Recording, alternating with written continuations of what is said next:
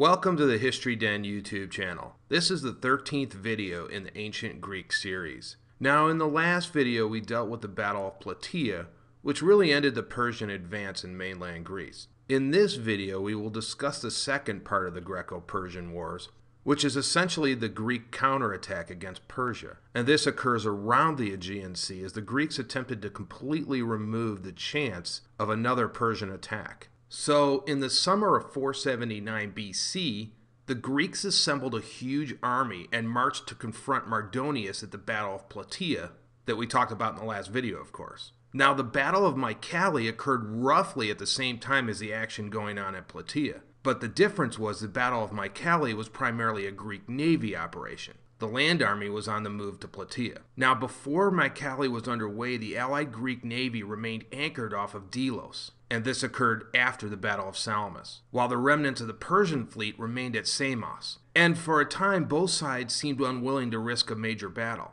Now, the Athenian navy under Xanthippus joined the allied fleet off of Delos, increasing the size of the Greek fleet. Now, we should keep in mind that Samos and many of the Ionian coastal cities are still under the control of the Persians. So it was at this time, with the Persians in disarray, that a delegation from Samos approached the Greek allied fleet and suggested that the Ionian cities would all revolt if the allied fleet would successfully engage the Persian fleet and liberate Samos. They also pointed out that the morale of the Persian fleet was at its lowest. So the allied Greeks decided to go for it and sailed for Samos. When the Persians heard that the allied fleet was on the move, they set sail from Samos and retreated toward the Ionian mainland. According to Herodotus, this was because the Persians did not believe they could defeat the allies in a naval battle, so they decided to turn it into a land fight. Xerxes had left a sizable army there to guard Ionia, and so it could assist the Persian navy and sailors. The Persians, seeking to avoid a battle, beached their fleet below the slopes of Mount Mykali, and with the support of the Persian land army, they built a heavily fortified camp. Now, the Persians had around 300 vessels, and the Greeks had around 250 ships.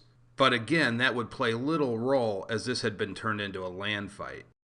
The Persians checked in with about 60,000 men, and the Greeks had around 40,000. And remember, most of the Greek land forces were fighting at Plataea. The allies seemed to have formed into two wings. On the right were the Athenians, and on the left were the Spartans with other contingents. The Athenians marched across the ground towards the Persian camp, while the Spartans attempted to outflank the Persians by passing through more broken ground. This meant that the Athenians would begin fighting before the Spartans were engaged because they were trying to outflank the enemy. Herodotus reported that the Persians fought valiantly, but that the Athenians were trying to win the day before the Spartans arrived to claim credit for a major victory. And although the Persians stood their ground for a while, once again the Greek hoplite was superior to anything the Persians had, and eventually the Persians broke ranks and fled to the palisade. So the Athenians tried to enter the camp in the front, and this was bitterly contested by the Persians. Finally, the Spartans arrived, outflanking the camp, and they fell in the rear of the remaining Persian forces, thereby completely surrounding the entire Persian army. Now, we have to keep in mind that there were some Ionian contingents fighting for the Persians, and as it became clear that the Persians were going to lose this fight, they began to turn on the Persians as well, and this turned the battle into a complete rout for the Greeks. There were heavy casualties on both sides, but the Persians took the brunt of it. They suffered around 40,000 casualties. Of the few Persians to survive, they made their way inland towards Sardis, but combined with the loss at Plataea, the loss at Mykali was a huge blow to the Persian interests in the Aegean Sea. After the dual victories at Mykali and Plataea,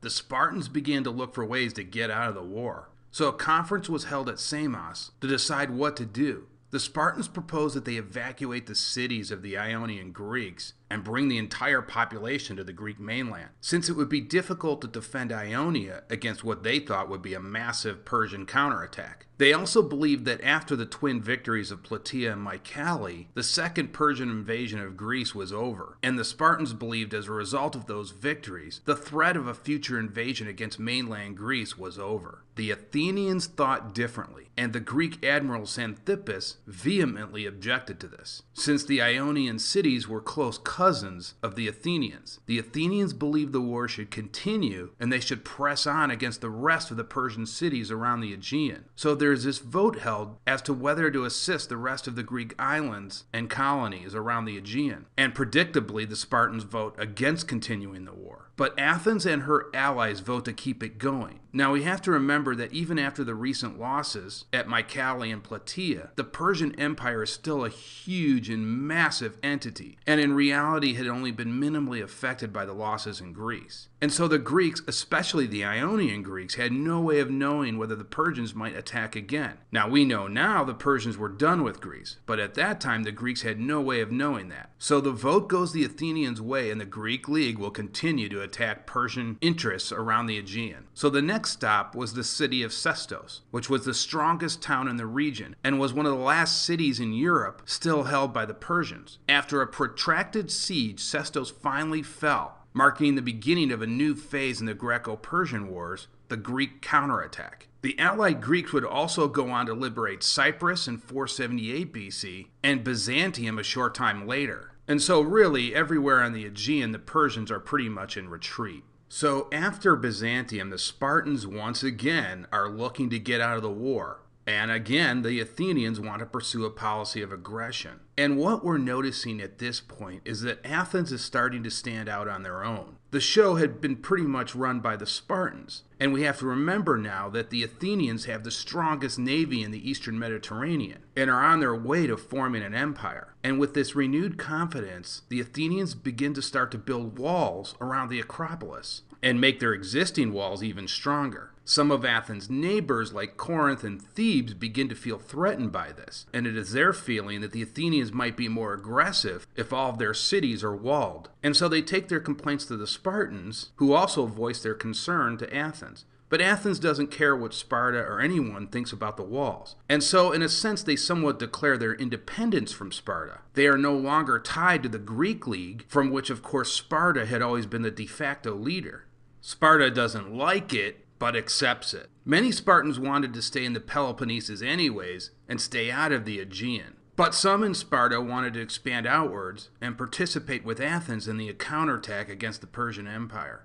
One problem that develops is General Pausanias. Of course, Pausanias is the hero at Plataea. After Plataea, Pausanias joined the allied Greek fleet and assists in taking Byzantium. However, during this campaign, Pausanias is very rude to the rest of the Greeks, and he treats them almost as inferiors to the Spartans. He also got caught up in the wealth and splendor of Byzantium. And this was not just anti-Greek, it was very anti-Spartan. He started to behave more like a Persian noble, and even worse, a Persian satrap. And so he became an embarrassment to Sparta, and was charged in Sparta with tyranny and then treason for his activities. He was acquitted, but he was permanently sidelined and then put to death by the Spartans. And as we've seen with other heroes in the Greco-Persian Wars, Themistocles comes closest to mind, they all end up in disgrace. Now, the replacement for Pausanias is sent from Sparta, but is rejected by the Greek League. They don't want a Spartan anymore after Pausanias' activities. At this point, Sparta really just wants to get out of this whole fiasco. From Sparta's point of view, the Greeks came running to them when the Greek mainland was threatened, and now they are rejecting our leadership. And so with this, Sparta is simply done and goes back to administrating the Peloponnesus. And so the Greek League turns to Athens and asks them to take the lead in the role of Sparta as the de facto leader. So the Athenians have the leadership and their huge navy now. This really is Athens' moment where they become the true power in Greece along with Sparta. This is no longer Sparta running everything, as it had been during the Greek League. It's Sparta and Athens participating on a level playing field. So Athens and her allies decide to form the Delian League. And this is different from the Greek League. Now, the Greek League had been a perpetual league, and it actually doesn't go away even when the Delian League is formed. There's still an idea that it still exists. Now, in terms of the Greek League, the charter meant that all of the members had the same friends and enemies, a common foreign policy, and any city that got attacked, the league would rush to its defense. And also, any city that went to war in an offensive manner would also be assisted by the league. There was no provision for money. Each state was expected to provide for their own forces when they were engaged in league activities. There was also no schedule for meetings, and decisions in terms of where to move the army was done with the common consent of the league members. So this was a pan-Hellenic league, and it was a real big thing. It was the first time anything had been done like that. Another key point of the Hellenic League is that you could come and go as you pleased. You didn't necessarily have to participate. And so that's what we see the Spartans doing now. They're just heading back to the Peloponnesus. It doesn't mean that the Greek League is over. And so that's why Athens and her allies formed the Delian League. It's a little bit of a different concept. First, obviously, it'll be run by Athens. But secondly, it will continue the war against Persia. Interestingly, there were 150 cities that joined it. So this is quite a huge deal. In fact, the Greek League only had around 35 members. So this is a big deal, and it has a lot of power. Now, the initial intent, of course, was to kick the Persians back into the desert where they belong. That's the original intent. Now, that will change going forward, but we will discuss that in future videos. So over the next 3 decades, the Delian League would expel the Persians from Macedon, Thrace, and almost all the Aegean islands in Ionia. And a lot of that happened in the 470s. Now, in the 460s, the Delian League went for it all and attempted to liberate Egypt, but that actually failed. And with that, Athens and her allies and the Delian League finally decided that the war needed to come to an end and came to some agreement with Persia. And the generally recognized year that the Greco-Persian Wars end is in 449 BC. Okay, I'd like to make some final points here on the Greco-Persian Wars before we close this video. And the first is that this was a major upset over the Persians. In fact, if we just look at numbers alone, in 480 BC, it was estimated that 50 million people lived in the Persian Empire, or almost half of the world's population at that time, making it the largest empire the world had ever seen. The Greeks might have only had a few million. So that in itself is really amazing, and I don't think anything like this upset has ever been seen again. The other big point is that the Greeks were allowed to continue with what they were doing. Greek freedom was left intact, and it was not interrupted by the Persians. And that meant that Western civilization would continue. Now, had the Persians prevailed, I think this would be a very different world that we live in today. There undoubtedly would have been no Alexander the Great, and perhaps no Roman Empire. The other idea that I mentioned was this idea of pan-Hellenism. The Greeks had a sense of themselves as a single entity. But we have to be careful because this existed only during the Greco-Persian Wars. As we will see in the coming video, the bitter rivalries that existed before will begin to surface again and culminate in the Peloponnesian Wars. And of course, Athens becomes the dominant player in Greece along with Sparta. Okay, that is going to do it for this video. And in the next videos, we will be building up to the Peloponnesian Wars, the other defining war in Greek history.